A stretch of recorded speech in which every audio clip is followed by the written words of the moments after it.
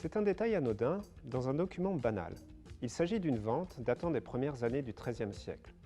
Elle avait été rédigée sur un parchemin un peu plus petit qu'une de nos feuilles A4 et qui est aujourd'hui conservée à Florence. L'œil est assez vite attiré par deux petits dessins.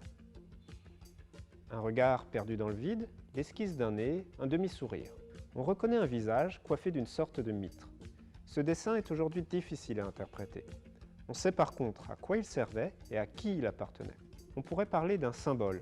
Les notaires eux-mêmes parlaient d'un signum, un signe d'identification et de reconnaissance différent du sceau ou de la signature. Ce signe était immédiatement lisible et reconnaissable par une clientèle qui ne pouvait pas toujours lire le latin des notaires. Celui-ci appartenait au notaire Marino. Des signa, comme celui-ci, on en conserve des dizaines de milliers qui correspondent à autant de professionnels de l'écrit et du droit. Rien qu'à Florence, les archives de l'État conservent aujourd'hui plus de 140 000 parchemins médiévaux. Dans ces documents, les formes abstraites dominent et correspondent le plus souvent à un développement stylisé de la croix. On identifie facilement les notaires dans la documentation des XIIe et XIIIe siècles. On les connaît par leurs mains, le style qu'ils utilisent, et on les connaît par le nom et les titres qu'ils déclinent dans les documents. Pour le reste, tout le talent de ces spécialistes de l'écrit consiste à se mettre en retrait, à se faire discret.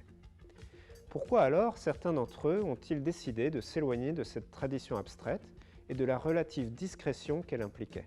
Il pouvait s'agir d'affirmer une identité familiale. C'était le cas, vers 1300, du notaire Bongianni, descendant de Boccadibue ou Bouche de Bœuf. C'était aussi le cas du notaire Spinello, fils de Spada, c'est-à-dire épée. Le signum pouvait encore servir à afficher une origine géographique.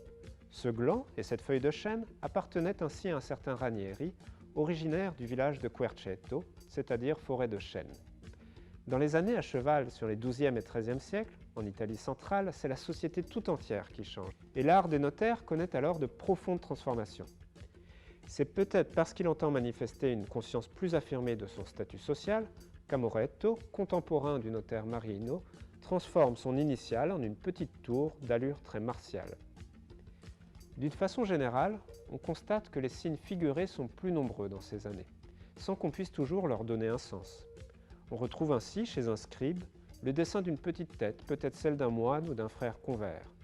Chez un autre, on trouve une main, qu'on associe au pouvoir et qui rappelle que les gestes jouaient un rôle, autant que l'écrit dans l'établissement des actes.